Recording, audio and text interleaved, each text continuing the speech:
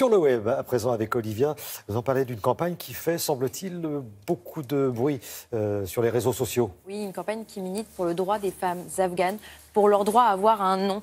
Car oui, quand une femme afghane sort de chez elle, elle est la femme d'eux, la mère d'eux, la sœur d'eux, mais on ne l'appelle jamais par son nom ou son prénom. C'est uniquement le statut qui est mis en avant. Quand elle va chez le médecin, par exemple, les médicaments ils sont prescrits au nom de son mari. Quand elle se marie, sur le carton d'invitation, on parle de son père, de son fiancé. C'est eux qui sont mis en avant. Sur leur tombe, il n'y a même pas leur nom de naissance. Elles ne sont même pas mentionnées sur les actes de naissance.